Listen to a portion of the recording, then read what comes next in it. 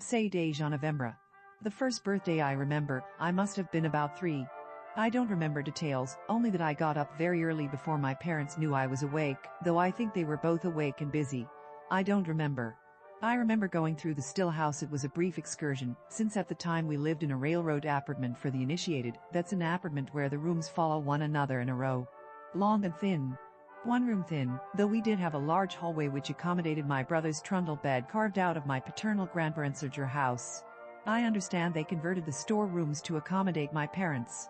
One door faced the street, the other door faced to the back patio, which was no wimpy suburban patio, but more substantial. The working patio, almost a farmhouse patio, floored in broad paving stones and surrounded on the 2 sides flanking the house by my grandfather's workshop, the shed and the chicken coos. The one open side faced a bed of calla lilies and a broad backyard which was itself surrounded by grapevines.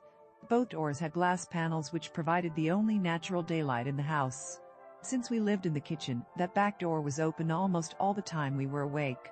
I used to dream of living in a house with windows, as weird as that sounds. I never outgrew my wish for a lot of windows. That day, November 1965, was so cold that the back door was closed. I opened it and looked out. There was a wisp of wood smoke in the air, and the fog shrouded the yard and gave it a dreamlike quality. I don't remember why, perhaps because it was the first time I'd woken up, dressed myself, and was out there on my own, but the day had a quality of wonder and marvel. My grandmother was in the yard, splitting wood for the Franklin stove. I don't know how long I stood at that door, watching her work. I remember feeling love for her and, more importantly, feeling protected and happy at her love for me. I remember the fog cool on my face. I remember the smell of burning wood. There have been other birthdays since, 45 of them. I'm now markedly closer to the age my grandmother was then than to 3, or 4, or 10. As an adult, I can now appreciate how extraordinary it was that she was doing that work at she had to be more than 60, with neither complaint nor any signs of weakness. What is much harder to remember or accept, my grandmother has been dead 18 years.